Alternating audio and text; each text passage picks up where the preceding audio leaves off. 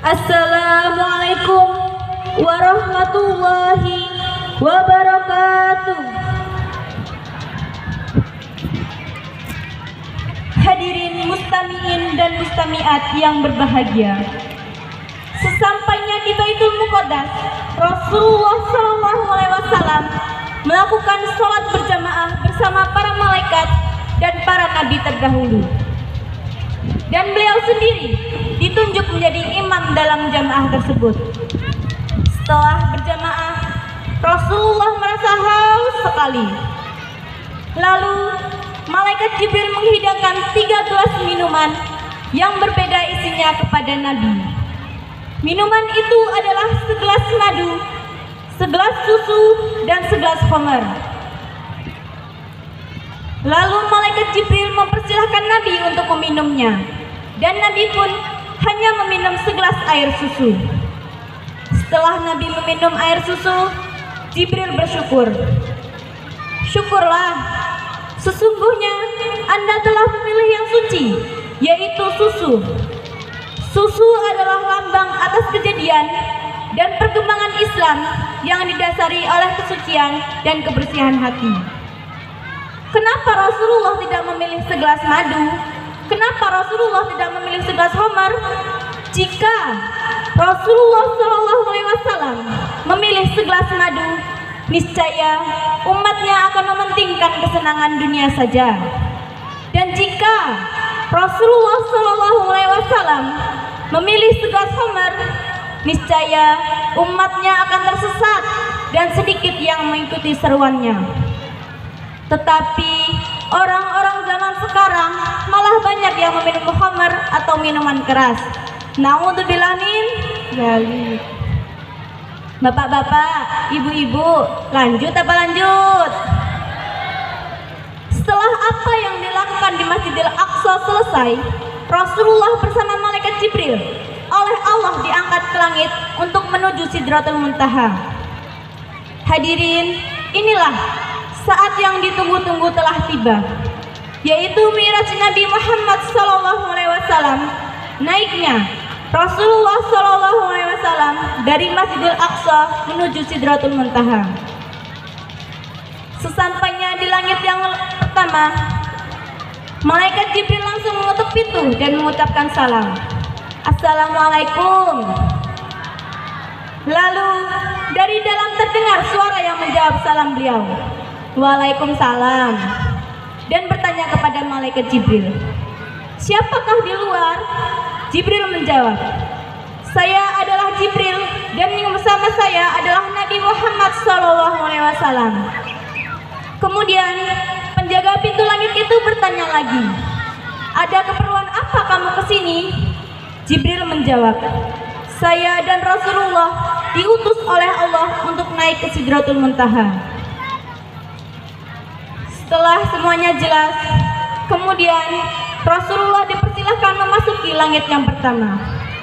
Disinilah beliau bertemu dengan Nabi Adam alaihissalam yang memberi salam kepada beliau. Nabi menjawab salamnya dan menceritakan maksud kedatangannya kepada Nabi Adam. Kemudian Rasulullah naik lagi ke langit yang kedua. Di sini beliau bertemu dengan Nabi Isa alaihissalam dan Nabi Yahya bin Zakaria alaihissalam yang memberi salam kepada beliau. Rasulullah pun menjawab salamnya dan menceritakan maksud kedatangannya kepada beliau berdua. Setelah semuanya jelas, kemudian Rasulullah naik lagi ke langit yang ketiga.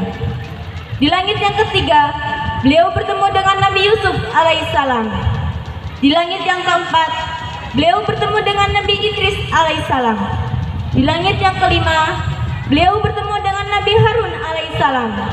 Di langit yang keenam, beliau bertemu dengan Nabi Musa alaihissalam. Kemudian di langit yang terakhir, beliau bertemu dengan Nabi Ibrahim alaihissalam yang saat itu beliau sedang duduk di atas kursi emas di dekat pintu surga yang disandarkan di Baitul Makmur. Dan Nabi juga menceritakan maksud kedatangannya seperti semula, yaitu beliau diutus oleh Allah untuk naik ke Sidratul Muntaha. Hadirin, yang kami hormati. Kemudian Nabi Muhammad SAW melanjutkan perjalanannya bersama malaikat Jibril menuju ke Sidratul Muntaha. Sampai setelah melewati langit yang ketujuh, sampailah di Sidratul Muntaha. Kemudian Nabi diajak melihat-lihat surga yang sebagai puncak segala keindahan, kebahagiaan, kenikmatan, serta kedamaian abadi. Kemudian beliau dibawa melihat neraka yang serba mengerikan. Setelah Rasulullah dinaikkan ke Sidratul Muntaha, beliau terus naik hingga ke Mustawa sendiri tanpa didampingi oleh malaikat Jibril.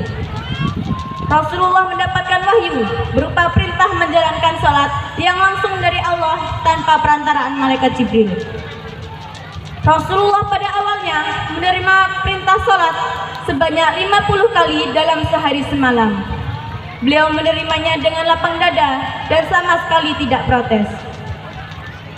Setelah menerima wahyu tersebut, Nabi Muhammad SAW menemui malaikat Jibril untuk mengajak turun.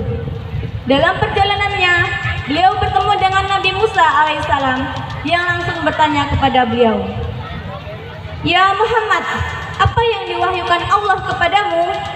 Rasulullah menjawab, "Allah memerintahkanku dan umatku untuk melaksanakan sholat 50 kali dalam sehari semalam." Nabi Musa terkejut bukan main.